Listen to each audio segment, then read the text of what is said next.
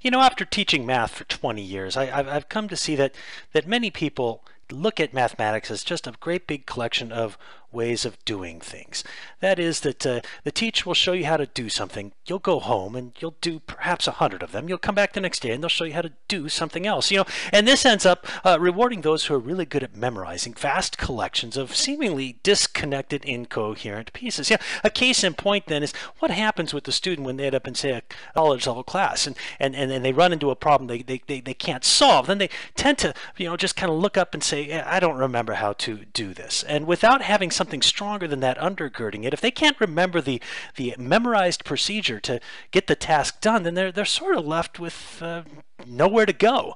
So what I've come to find is that instead of just focusing on ways of doing, as a teacher, I wanted to focus on ways of thinking. That is, I wanted students to develop powerful ways of thinking that made connections, that built progressions of ideas. And these are the kinds of things that we see are encouraged and are made possible for us through the structure and the development of the Common Core standards. But let me explain.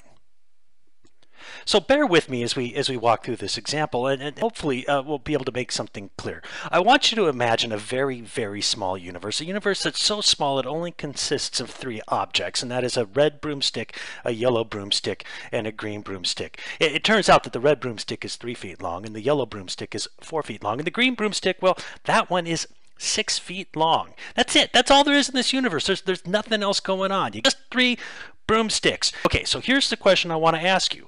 And the question is, how much longer is the green broomstick than the red broomstick? All right? Now I want you to take a second and I want you to pause and I want you to answer the question. Okay, you're back. All right, so how much longer is the green broomstick than the red broomstick? Well, the green broomstick we know was 6 feet long, and the red broomstick was 3 feet long. And so in this case, how much longer is the green broomstick than the red broomstick? Well, a lot of people are just going to simply say 3 feet, and absolutely, that's a correct answer. But some people are also going to say 2 times as long. In other words, the green broomstick is 2 times as long as the red broomstick. Well, these are 2 very different quantities that we're talking about here. One is 3 and one is 2, and we certainly know that nowhere in real life does 3 equal 2. So that's not going to work. So we've got to try to figure out what the distinction is here. What's going on? Well, I know that I asked an ambiguous question, and I asked it on purpose to make a point. And just bear with me for a second, because what I want you to do is I want you to just take for a moment and realize that this 3 feet is based in what we would call additive thinking. All right, it's based in additive thinking. Because why? Because you would add the 3 feet and the 3 feet, and you would get 6 feet. Okay, and so this answer, the 2 times as long answer, or something of that nature, is based in the multiplicative thinking. We know that our minds tend to lean more towards the additive. We know that there's 2 answers because this question was asked in an ambiguous fashion. But now I want to just push a little bit more on this. So remember, in our world, we have a red broomstick that's 3, a yellow broomstick that's 4, and a green broomstick that is 6 feet long. And so now I want you to answer the next question, and that is, how much longer is the yellow broomstick, that was 4 feet, than the red broomstick? But here's what I want you to do. I would like you to give me both the additive and the multiplicative answers. Now I'm going to give you a second. I want you to hit pause, and I want you to go ahead and answer the question. And don't unpause it until you get done. Okay, I'm assuming that you haven't cheated and that you actually tried the question. But here's the point I want to make.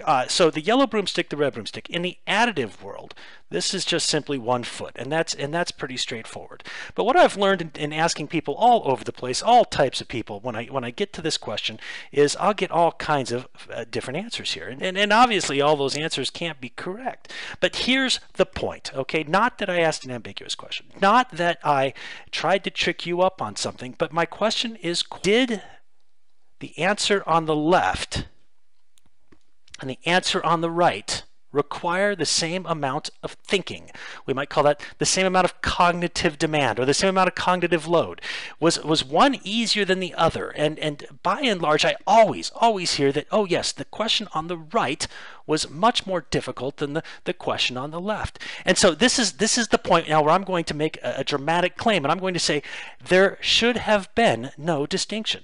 That as far as the cognitive demand is concerned, that the answer on the left should not have been any more challenging than the answer on the right if we had a solid way of thinking about this that was built into how we thought about the mathematics.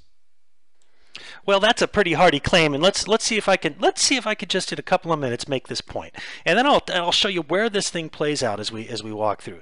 So what we've got now is I've got this idea that we've got a green broomstick, and remember how long was the green broomstick? That was 6 feet long, and how long was the yellow broomstick? That was 4 feet long. So the green broomstick is blank times as long as the yellow broomstick. Now I'm going to try to remove the ambiguity altogether, and I'm going to point out that the green broomstick is 6 feet long, the yellow broomstick is 4 feet long, and I'm going to circle something, and I want to ask you, what did I circle? I circled 1/4 of the yellow. All right, and now if I were to compare the green broomstick, to the 1/4 of the yellow, what do I know? I know that I would have 6 copies of that 1/4 of the yellow. In other words, the green would be 6/4 copies of, or 6/4 times as long as the yellow broomstick. So my answer to that question is 6/4. So this is kind of interesting because what I don't want to do right now is I don't want to touch this. People will say, well, it's an improper fraction. No, there's nothing improper about it because right now that 6 has meaning, that 4 has meaning, and I'm good with this. And if I were to try to simplify this or do something like that, you're going to find out in a second that I'd actually make the question more complicated. So just bear with me and let me leave that as 6/4. Again, there's nothing wrong with it. It is a mathematically correct answer. But now let's move on to the next question, which asks about the yellow broomstick being blank times as long as the green broomstick. So we've got the yellow broomstick, which is 4 feet long. We've got the green broomstick, which is 6 feet long. And I'm going to circle this key piece down here, and that is 1/6 of green. Okay, that's 1/6 of the green. And so if that's the case, then tell me about the yellow. How long is the yellow? Well, the yellow is 4 copies of 1/6 of the green. All right, which means that the answer to the question is that the yellow broomstick is 4/6 times as long as the green broomstick. And we start to see that there's some kind of cool happening in here, that the answer to one of these questions is 6/4 and the answer to the other question is 4/6. There's a reciprocal relationship that we're starting to see. Maybe we haven't quite figured out what's going on, but let's go ahead and let's look at the next pair of questions. The yellow broomstick is blank times as long as the red broomstick. So the yellow broomstick is 4 and the red broomstick is 3, and I'm going to circle this, and that is 1/3 of the red. Okay, and so the yellow broomstick is 4 copies of that 1/3. So the yellow broomstick is 4/3 times as long as the red broomstick. And the red broomstick is 3 feet long, and the yellow broomstick is 4 feet long. And so I end up with this notion down here that this is 1/4 of the yellow, and that the red then is 3 copies of the 1/4 of the yellow, which is 3/4. And so something sort of interesting happens in here. Let me zoom out on this, and that is that we can see that all of the answers to the question, as I did these different comparisons, use the original numbers in the question, the 6, 4, and the 3 in this case. And you know, it's just interesting to note that they're all there, and when I want to compare the one to the other, all I have to do is use the operation of division. That this division ends up serving as a form of a multiplicative comparison, if you will. So when I asked you the earlier question, you saw right off the bat that the answer to the question on the left, the additive answer, was subtraction. But you probably had a tougher time seeing that all you had to do to get the answer to the other question is divide. It's a way of thinking about division, not one that we've been practicing, but it's one that ends up being extremely powerful. So here's just one quick example that I like to pull out when we're walking through this idea of percentages. So a certain stock started at a value of $74. 1 year later it was valued at $89.54. By what percent did the stock's value increase? And I want you to go ahead and, just like before, I want you to answer the question now. I want you to be honest and hit pause, and don't come back until after you've worked out the problem. Okay, welcome back. So what I usually see when people go attack this problem is they start to pull out all kinds of different formulas. And what I want you to ponder just for a second, and I'm not saying this is the only way to do it, because clearly it isn't, but it is one interesting way to do it, and that is that if I were to think of this in terms of the broomsticks, and that really I want to find out how many copies of the 74 are in 89.54. That 89.54 is how many times as large as 74. And if I look at it in this light, I can see that all I'm being asked for is the multiplicative comparison. And all I need to do is divide 89.54 by 74, and that gives me 1.21, 1 and 21 hundredths. But I need to interpret this answer. Well, let's go back now to this notion that when I'm doing a math problem, the quantities make sense and the operations make sense, and they're telling me something in particular. The 89.54 had meaning, the 74 had meaning, but most importantly, that division had meaning. That division was telling me how many copies of one thing are in the other. How many copies of the 74 are in the 89.54? The answer turned out to be 1.21 copies of 74 in 89.54. So what does 1.21 copies mean? Well, it means I'm getting that one copy back, that 100%, but it also means that I'm getting an additional 21 hundredths of a copy. 21 hundredths being 21%. So by what value did the stock's value increase? It increased by 21%. That is, we don't need a formula for a question like this. All we need to realize is that I need the multiplicative comparison of these two numbers when I'm talking about these percentages. So let's take a look at this problem. Just one more shot at trying to make this a little more concrete. The Willis Tower, formerly the Sears Tower, is about 1,730 feet high. The Burj Khalifa, formerly known as the Burj Dubai, is 2,717 feet high. The Burj is blank times as large as the Willis Tower. Go ahead and answer that. All right. I'm assuming that you hit pause and that you're not cheating on me. Hey, so the Burj is 2,717 and the Willis Tower is 1,730. And so I would contend that that is an answer to the question, that in fact that is an exact answer to the question, and that I don't really have to do any more work. Now you could argue that this is not a helpful response, but it's arguably a correct response, that this fraction, this value, 2717 17/30ths, is true to form the solution to the problem. So the next question would be, the Willis Tower is blank times as large as the Burj. Take a second, answer it, hit pause, and then come back. All right, so I'm assuming that if you're following along here, that you realize that all we need to do is jot down the 1730 divided by the 2717 as a fraction. 1,730 times as large as 1/27/17 of the entire Burj. So we've got the two answers, and I can see that these two answers that they fit with each other, the reciprocals of each other. Now some of you may have gone ahead and you may have approximated these things. You may have had, I think it's about 1.57, and you may have had approximately 0.64. So that these are not the precise answers, that the answers that are circled are actually the precise answers. So for part C and part D, part C says the Burj is what percent the size of the Willis. Take a second, hit pause, and then we'll talk. Okay, so Burj is blank percent the size of the Willis. Well, we've got that answer up above in the 1.57, so the Burj is 157% the size of the Willis Tower. Now, the other thing is that the Willis Tower is what percent the size of the Burj? Well, we have that sitting right up here, and so our answer would be right around 64%. Those are approximations. But I'd like to point something out, so if I look at these things, I know that in the one answer, if I were to have gone with the decimal, and let's be generous and kick it out a few more spaces, I'd have 1.5705 for that first answer. I'd have 0.6367 for the other answer. And what I'm wondering is, if you were to look at these, would you see that one is the reciprocal of the other? One connection I want to draw back right now is the way that I'm using fraction and how it ties into the way that fraction is introduced in the Common Core back in grade 3. We're told that a fraction 1 over b is the quantity formed by one part when a whole is partitioned into b equal parts. But more importantly to me, for what we're talking about here, is how do I think of a over b? A over b is the quantity formed by a parts of size 1 over b. As we saw where I was talking about the 4 copies of the 1/6 or the 6 copies of the 1/4. Now also in 3rd grade we see the development in the Common Core 3OA1, interpret products of whole numbers. For example, interpret 5 times 7 as the total number of objects in 5 groups of 7.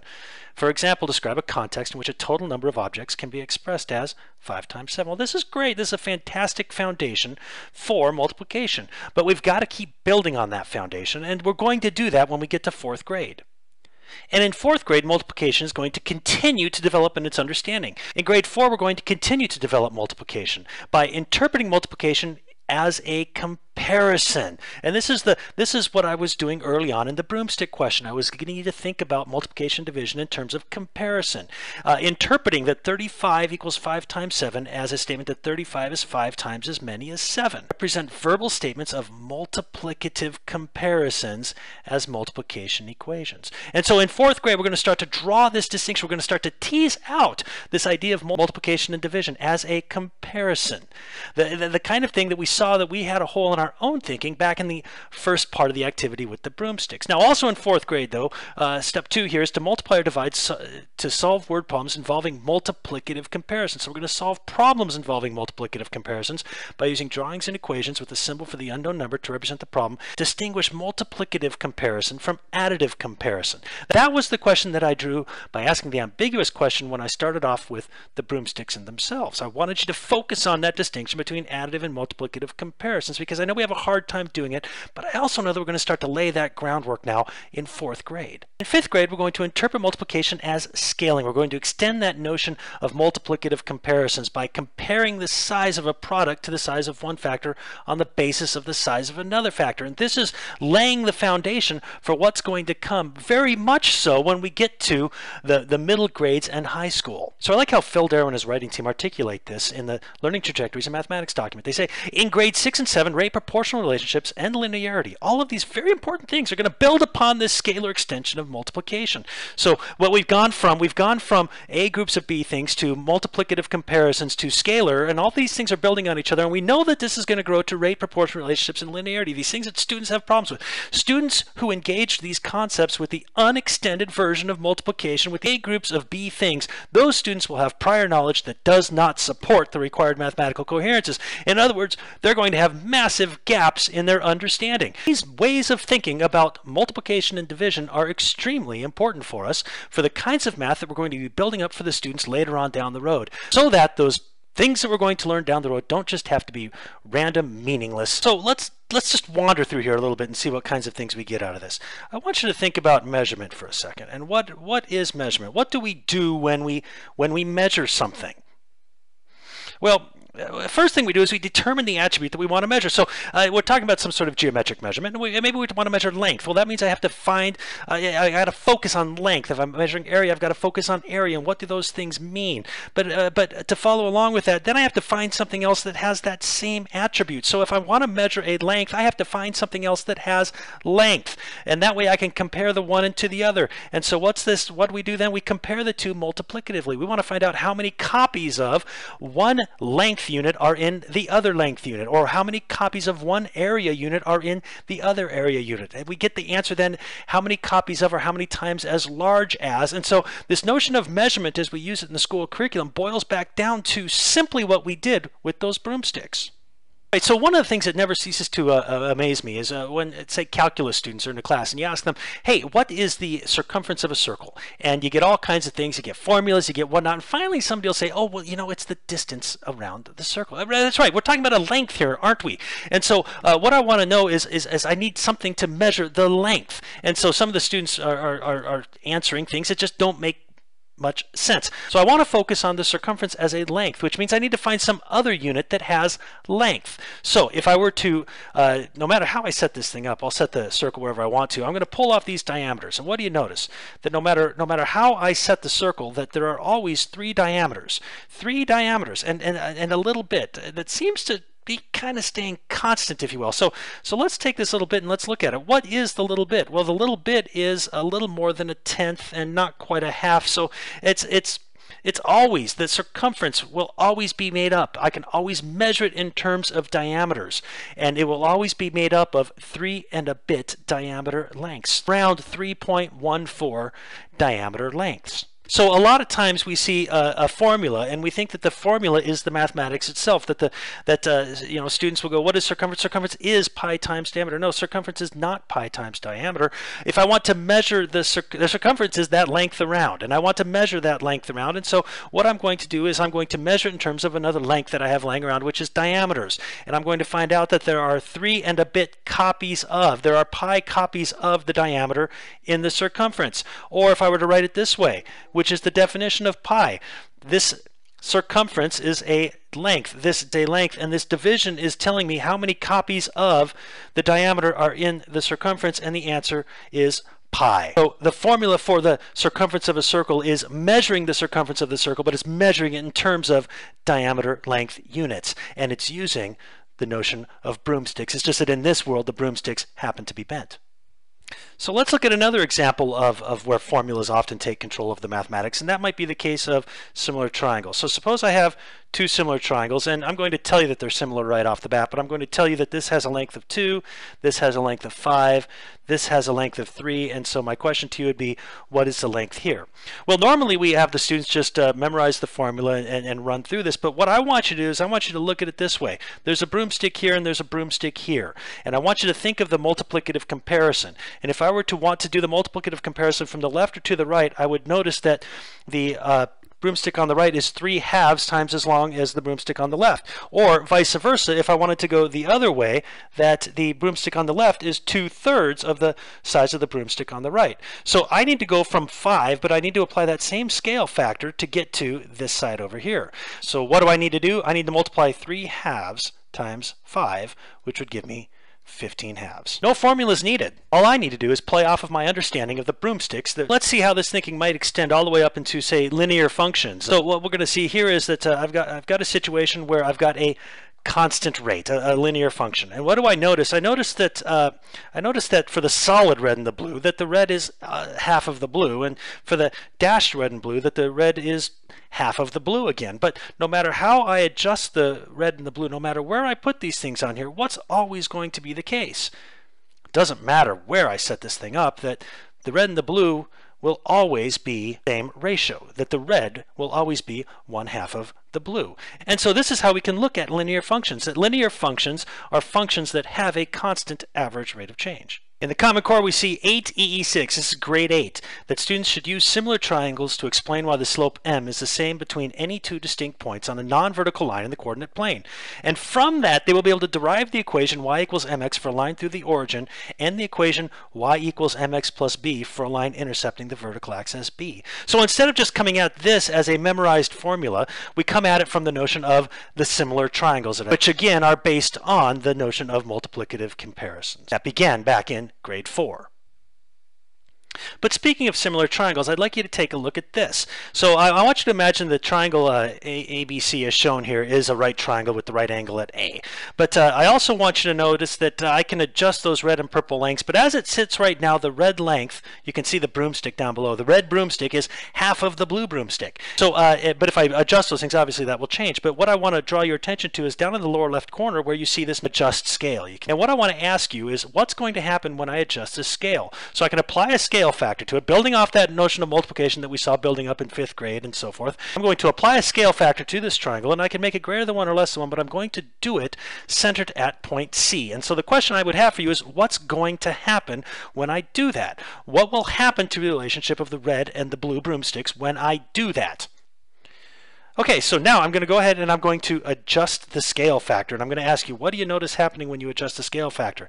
That no matter where I set this, no matter how I scale this, that vertical broomstick will always be 1/2 of the hypotenuse, the longest broomstick in. And of course we can push on the math and we can certainly make sense of this, but the point that I want to make to you is what we've just done is we've set the foundation for the right triangle trigonometry. What do I mean? Well, normally you saw it written like this, that the sine of some angle is the opposite divided by the hypotenuse, and we taught our students to memorize this little formula, SOHCAHTOA, and there's the SO for the SOHCAHTOA. But what I want you to do is I want you to look at this in terms of a multiplicative comparison, that I'm asking you to measure the opposite in terms of the hypotenuse length. I want you to tell me how many copies of the hypotenuse are in the opposite length, and we saw that in this particular version that I gave you, that there's 1/2 a copy of the hypotenuse in that opposite length. So if I don't change the angles in the triangle and I only apply scale factors to them, I will always end up with this same multiplicative comparison of 1/2. And that's the power of the right triangle trigonometry. In the Common Core GSRT 6, a high school standard, define trigonometric ratios and solve problems involving right triangles. Understand that by similarity, the side ratios in right triangles are properties and angles of the triangle, leading to the definitions of the trigonometric ratios for acute angles. Those actually come out of the things that remain constant in the similar triangles, which come out of the notion of the scale factors, which come out of the multiplication foundations that were laid clear back in grade 4. A way of thinking about multiplication and division that we know in our own minds. We have a bit of a hole in our way of thinking. I won't spend a lot of time here on it, but this also plays into the ability to use similar triangles to prove the Pythagorean theorem, and I can simply extract some similar triangles here, and I can notice that those relationships of the broomsticks, there's a lot of them in here, but those relationships remain constants, and I can use those constant relationships to derive the Pythagorean theorem. So I want to give you one more example, and if you want to fast forward it, that's fine. There's no test at the end, but this one's kind of intriguing. So what I want to do is I want to envision that I can set this angle however I want to set this angle, and I want to measure the angle. What could I measure the angle in terms of? Well, it turns out that one of the handy things to measure an angle in terms of is a radius length, because the radius is built into all the circles. And pushing further on our understanding of that formula for finding the circumference of a circle, we know that we could measure the circumference in terms of diameter lengths, but we could also measure the circumference in terms of radius lengths. And we know that there'd always be 6 and let's say 2 bits, so roughly 6.28 radius lengths all the way around a circle. And so what I could do is I could measure an angle in terms of those radius lengths. So maybe I'd set this here, and I'd want to know what that angle measure is. And so I could just simply unwrap this, and I could see that angle measure is right around 2.5 radius lengths.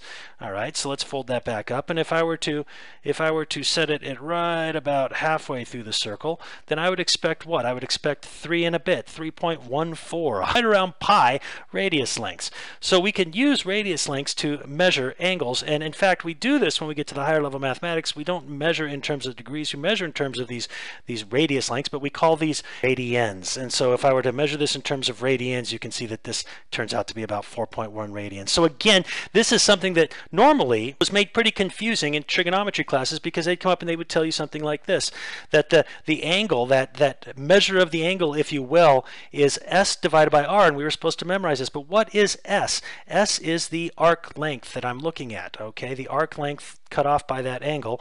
And what is r? R is the radius length. And so what is this telling me? Again, this is a division, and this is telling me that I want to know how many copies of r are in s, or s is how many times as large as r. It's the same thing either way, but what I do know is that the s has meaning, the r has meaning, and this division has meaning. It's telling me how many copies of when I measure s in terms of r, and those are what radians are. So there's a very quick walkthrough of making a point of a way of thinking, and that is multiplication and division as comparison. We saw that when we do have this notion of comparison, the simplest problems can be solved, but not only that those simple problems extend all the way throughout. And we see that the authors of the Common Core were sensitive to that, and they built this coherence into the Common Core. What may seem like odd ways to go about doing something really make amazing sense, and they make amazing sense over many, many years. My name is Ted Coe, and you can find all of these apps at tedcoe.com.